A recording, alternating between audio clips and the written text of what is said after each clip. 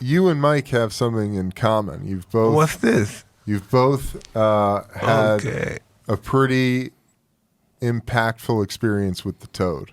Yes, we have. And I would be like the last person to consider it. I'll tell you how it happened for me is I feel like, no matter what somebody has to deal with, it's not like I'm so brilliant, but I've been doing this 42 years. And there are only so many patterns. So I get the call when, the athlete's burning down on national television and I got to do something right now and there's no net, everybody's paying attention, right? So like the old days, you'd see Serena Williams and her sister, got killed and I got to turn her around now, or I get the phone call when the child is suicidal and, knock on wood, I've never lost one suicide out of thousands in 42 years. And we have films, if some people listening may have seen, there's a Netflix documentary called Tony Robbins, I'm Not Your Guru. Yeah. And in it, you can see where I deal with these suicides one after another. There are all kinds of people, but suicides are the most extreme.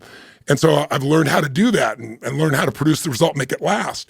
I get the phone call when the President of the United States calls me, true story, and says they're going to impeach me in the morning. What should I do? Not Trump, right? This is Clinton back in those days. But he says they're going to impeach me in the morning. What should I do? And I'm like 31 years old. And I'm like, dude, could you call me sooner? It's tomorrow morning, right? But because I had to do that, I had to constantly look for patterns. And once I realized we are not our patterns. Like whatever you do, like we're the only creatures on the planet that can make ourselves angry with a single thought. We can then have a different thought and be grateful. Have a different thought, be excited. Have a different thought, be pissed off, right? And so I really became fascinated in patterns. But the one pattern that I felt impotent in was helping somebody when they're dying. And the reason is because, frankly, I think what drove me to be so successful and squeeze every moment out of my life was that I don't want to die, and I don't think anybody wants to die, but I think early on in my life, I had this fear of death, and I wanted to maximize the time I was here. And so that push drove me, but it made me not really know what do I do with somebody who's told they got terminal cancer? It just crushes me because I love people. I hate seeing people in pain. My whole life is about ending suffering for people. In that one area, I didn't know what to do. So I met this Dr. Grob from UCLA, and then I met Tony Bossis from NYU's medical school. And they've been doing this research on cancer patients, and they do veterans and a series of others. But the one that grabbed me the most was terminal cancer patients, where they were using, at that time, mushrooms, psilocybin. And Tony Bossis, by the way, is a beautiful man, and I've become good friends with him. And he was saying, Tony, let me show you these videos. And he would show me, it's a double-blind study, and, they put a mask on somebody and they give them this medical level psilocybin, or they give them, obviously a sugar pill. And he said, these people have a one-time experience and their life is completely altered. He said, when you think of drugs, most people think of drugs as something you got to keep taking over and over again. He said, this is a one-time experience that permanently changes people where they no longer have a fear of death. And I was like, I want to see this. He showed me this video of this woman. He goes, now, before I show this woman sounds harsh. She goes, she's told me up front, as you'll see in the video, that she said she's not just an atheist. She's a New York atheist, not a California atheist where there might be some nice rainbows and shit like that. A New York atheist, there is nothing, right? And he showed me the video of her in advance, and she's got terminal cancer. And he shows me after she's had this experience of 3.5 hours, and that's that case with psilocybin. And the woman is completely transformed. She has experienced God. She knows there's God. She has no fear of death. Her whole family's transformed. So I've actually helped to fund some studies, and I'm actually now working with him to see if we can raise money. I'm going to be a part of that process to bring a series on a mom, a priest, and a rabbi, and a group of different religious leaders to have this experience so they can share what they experience through their language to people in that area. But I'm interested in veterans, and I'm interested in the death experience. So I went down to Brazil, and I had an experience there with ayahuasca in the Amazon, which was wild. That's shit. Intense. Very intense. But as intense as that was, and I'd done all the research on it, and the thing that was interesting to me is, all these people that are depressed take these SSRIs, it's Prozac and all this crap. It's like 15% of the population takes something of that nature in the US. It's insane. But they're not, I know people, and I'm sure you do, that take multiple SSRIs and they're still depressed. They take antidepressants, they're still depressed. Horrible. Because they haven't changed what's going on inside. So I go to change what's going on inside, but I heard about, and I started reading about the pain receptors and the dopamine receptors being changed by ayahuasca, like increasing it so that joy could be maintained with someone. So I said, I want experience of it. So I went to Brazil, it's legal there, and had the experience. But then this little character, tell him about your experience the other day, and then I'll tell him about mine. Okay, so listen, I'm on 5-MeO, the toad. 5-MeO. The top of the pyramid. Yeah, the toad. I'm doing a podcast. I'm talking to somebody and he's talking to me about this medicine and I'm listening and I said, let me try this. Where's it at? He said, I have some. I said, well, let me try it. He said, well, then after the show you can try it. So I'm listening. I said, I can't even tell me this is magical and this is a God molecule and this and that. You ever hear about the toad?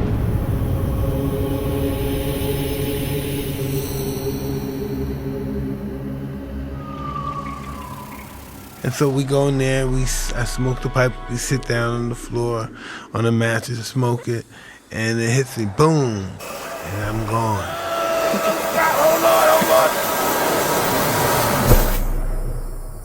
I am gone. I don't know where, I'm in another dimension. I am gone. I have no body, I have nothing, I just have my energy. You don't exist, but you do. I'm getting 1,000 years of information within 15 minutes. So you imagine how fast it's coming to me.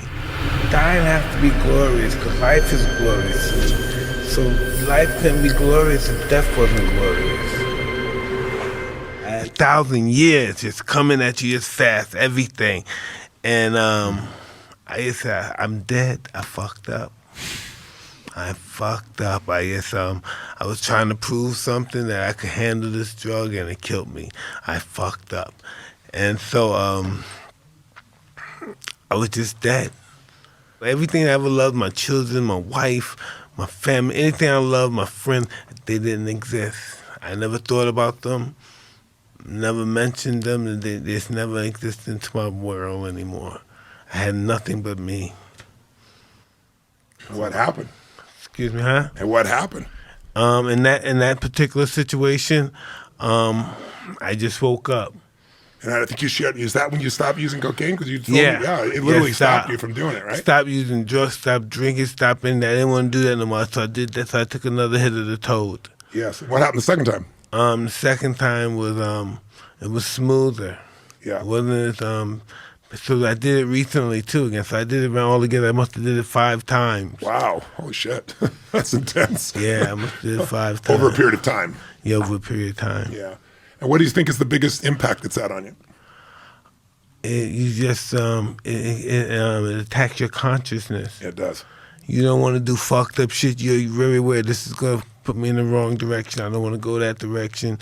You only want to improve yourself and you want to understand yourself. You want to understand this. And I think in life, people, if they never living their life, they never get a chance to understand who they are and what they are, I think it's a wasted life. I agree with you. To not have self-awareness. I mean, one of the beautiful things about you, Mike, again, you're getting all these compliments, but they're sincere, is your self-awareness, right? Your ability to see who you were and your ability to step out of that and choose who you wanted to become. And a lot of people have a hard time doing that.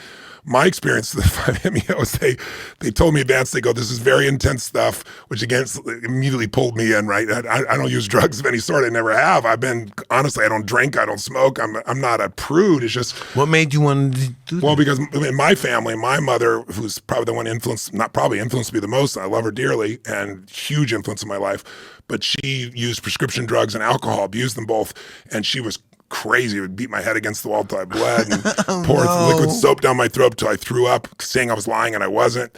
And I'm not being derogatory towards her. She's passed. I didn't talk about this till after she passed. And even then I didn't talk about it till I was with a group of kids that were all abused. And I was trying to tell them, your past doesn't equal your future. Your biography doesn't define you, brother and sisters. But, they look at this tall white guy that's, wealthy now financially and thinking, oh yeah, easy for him. So I thought, fuck it. I told them the whole story. It's the first time I ever told anybody. And they were all crying their eyes out at the end.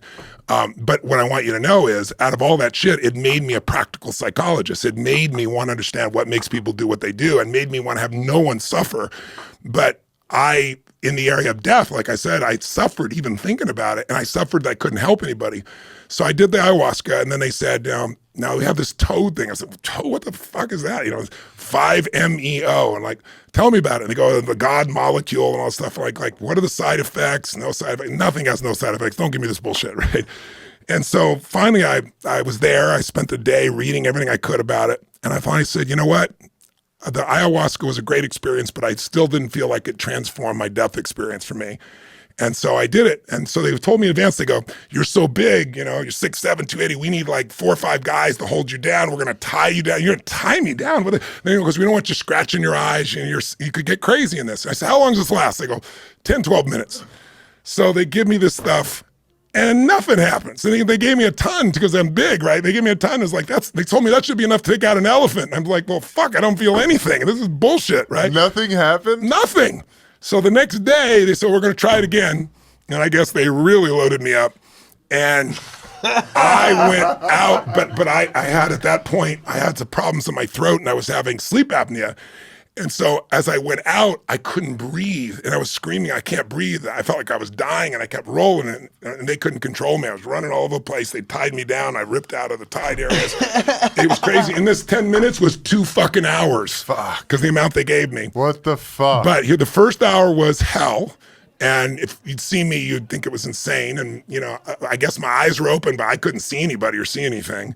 And then the last hour was one of the most beautiful experiences of my life, which is what Tony Bossis had kind of alluded to before. It's like I felt the direct connection to all that is. I felt the direct connection to spirit, to soul, to my own soul. I had this conversation with myself that I'll never forget, from my higher self to me. I felt the presence of God. My wife was with me, and I looked at her. I felt like if I died, she was the greatest gift that ever happened to me. I already felt that, but it was even deeper. I felt so much gratitude. I mean, I came out of the experience with a transformation like you did. Only difference is for the next 10 days, because I guess the amount they gave me, I woke up every morning and had this euphoric experience. But euphoric, but I was like making sounds, like yelling sounds to get the vibration out of my body. And it would go on for like 30 minutes of like ecstatic feelings, but so ecstatic. If you smile so much, your face hurts. It was like, this shit needs to stop. And then like I'd done this down there, and I'd come up from Brazil, and normally like every 3 or 4 days I'm at a seminar. So I had this 1 10-day period, and the 10 days were up, and I had to get on stage in Vegas in a crowd of 12,000 people. And I'm having this experience right in the morning before it starts. I'm like, holy shit. And my brain just overrode it. And I got on stage and I delivered, and I never had that experience again. But literally I had 10 days in a row of this euphoric experience, and my whole nervous system getting rewired. And so I have no fear of death. Now I'm going to say fear of death. I don't want to die, but I have no fear of death. And more importantly, now I can really help people in that environment. It's transformed me in that area, because you can't get someone to feel what you don't feel. You can't touch other people if you've not been touched. You can't move other people if you've not been moved. And so I had a direct experience, because I read all about this shit, but then, I didn't want to be a part of it because, my background, everybody around me was abusing drugs and alcohol, and they were abusive. So I never wanted to touch this shit. But in this case, it's like I always tell people, a belief is a poor substitute for an experience. You can believe all you want what something is. And one other person, Dr. Sanjay Gupta, I really want to acknowledge him. I love him. He's a beautiful man, from CNN, medical doctor and neurosurgeon. And he was about as straight-laced about this shit as I am, and like on marijuana even.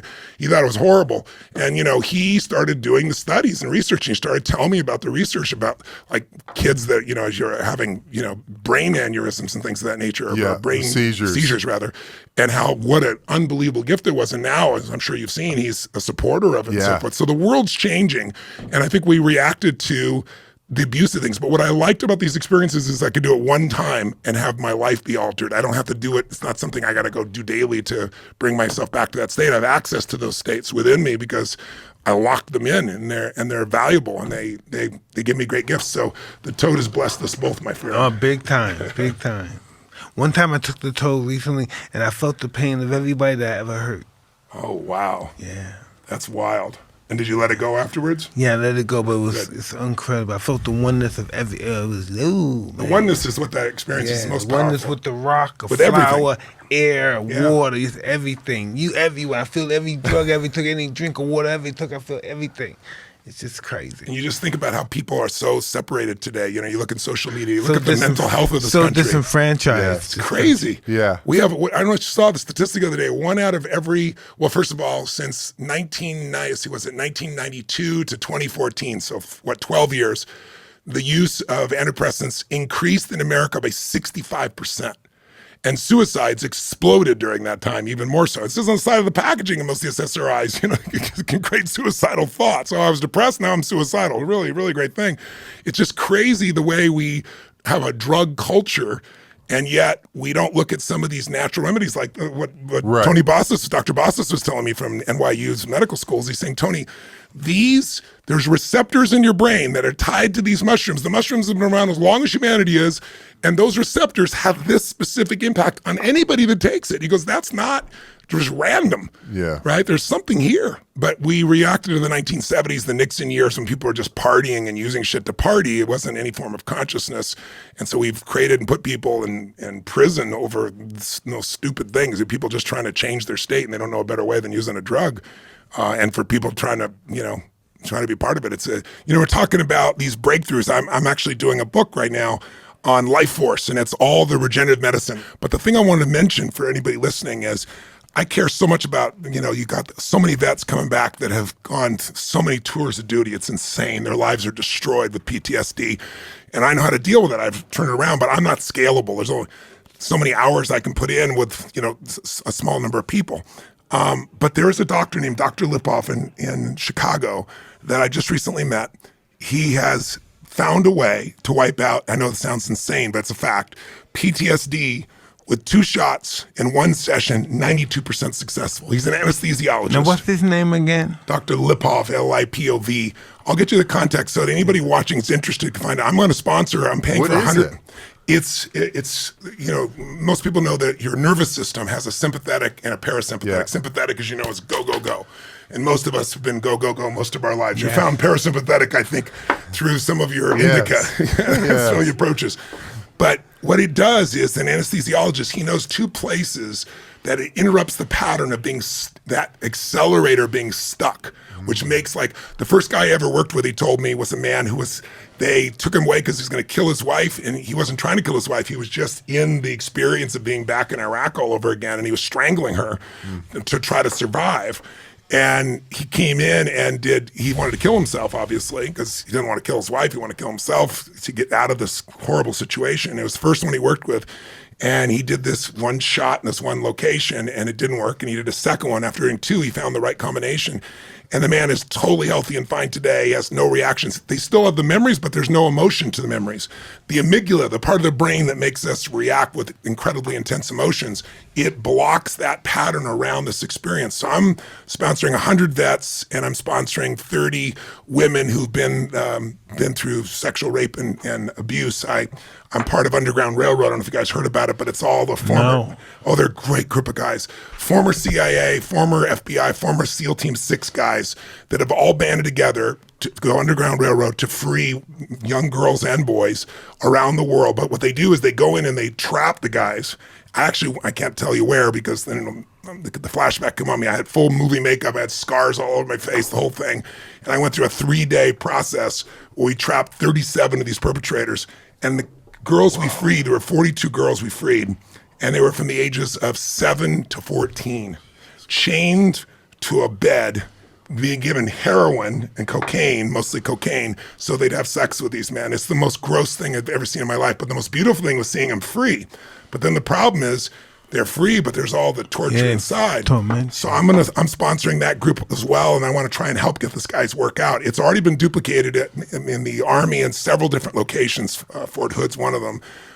But he wants to take this to a larger scale. So I just thought, as long as we're talking about these kinds of breakthroughs, if somebody knows somebody about that, they should look up Dr. Lipoff, and I'll get you the contact info, so if they go to your website or something like that, they could find out more about it. But it's amazing. A one-time session, 92% success The toad is pretty good with trauma, too. The toad is too. That's true. But I don't know if the toad would be the right thing for everybody on a vet who's already kind of in a wild state. But this also, what's nice is it's medical. It's done, by an anesthesiologist. They know what they're doing. And just want people to know that there's an answer out there, because there are men and women that are tortured. 22, I think the number is 22 veterans a day take their own life still. Yeah. It's insane. We have a lot to change, but look, in this country, there's been a big change around marijuana, obviously. Why we as human beings, Tony, why don't we like who we are? Why do we want to change our state? I think it's because, we live in a social culture and people are constantly making comparisons. And I think the mental health has been challenged. I'm sure you've seen the recent studies. There was a 2019 study by Gallup saying it's one of the angriest, most unhappy times in most countries of the world that we've ever had. You see these great athletes in the NBA. One of the NBA commissioner was talking about, and some friends of mine or team owners were telling me about it, saying these guys are the most unhappy they've ever seen for two reasons. Number one, they all live in their own world. They got their headsets on. It used to be like Jordan used to say, you build championship teams on the plane between cities. It's like there's a camaraderie, but everybody's got their own world. Not everybody, but many. And, and then in addition, there's all this social media. So a guy makes a mistake and people just burn him over and over and over again. And so these guys are living a lonely life. And a life where, like, you look at it like a guy like Harden, or LeBron, these guys are some of the greatest athletes. Or, you look at the Warriors, if you can name a number of members of the Warriors, right? And they really take so much crap today. It's such a different world. And so it's hard for them to be able to find a balance. But I think what it is we're all making comparisons all the time. And our culture has been more significance driven. Anything to be significant, significantly bad or significantly good, something significant. And the problem with significance, and when you're always making comparisons, you can never find you. And I think what people really want is love. You told me something, Mike, that I'll never forget. When we met 22 years ago in your house there, and we were in your training house in Arizona, and I remember somehow we got on the subject of the white-black thing and how people treat each other, and you're telling me about the Sally Jesse Raphael show that you saw with this white supremacist, and he's got this shaved head, and he had across his chest F, the N-word. And I was asking, what do you think is wrong with him? Why do you think you do that? And you were so brilliant. You said, he wants power because he doesn't have love. And I was like, holy shit, man. That's what's like, this guy's so brilliant. And I think people really want love, but our culture is promoting significance, power. I mean, one of my buddies owns a gym, and he was telling me at least twice, sometimes 3 times a week, people come in, lay out a whole workout, take all these pictures, and they don't work out. They send it there. There's a new company I just saw that you can put your picture in, and it makes it look like you went on vacation to these fancy places. I mean, I read a study the other day, millennials say they believe they're the most stressed out, generation ever. I saw this thing today, a headline saying more young people are dying of heart failure than ever before. But holy fuck. But it's like if a child never breaks a bone, if you never let the child, if you protect the child and they never fall down, they live in fear their whole life. But somebody who's jumped off a building or done a few crazy things and broken their bones and healed them, like, you don't have any fear because hey, I'm going to heal, right? So we've got, not everybody, but because of technology, it's nobody's fault. And because a lot of parents raised their kids where they micromanaged everything for them, that now they want that to be the way the rest of the world is. The world's got to match their view. And I say, look, what's beauty about life is diversity. You want to see what God loves? You want to see what the universe loves? Whatever you believe, go to the forest. Everything is different. Every stick, every twig, there's similarities, but everything's different. But this idea that we're all supposed to think the same way, be the same way, agree on everything, it's like what makes me so upset is you see people making enemies of the other side. I remember when I worked on both sides of the aisle politically to help people on both sides. Republicans and Democrats, obviously. I'm independent myself. But I remember in the days when I knew Reagan. I got a chance to see him, get to know briefly. But those days, they would go, and the opposite sides, what's his name, the guy from Boston, who was his arch rival in the Democrats, the guys would fight on the House floor like crazy. And then they go have a beer and laugh and be friends.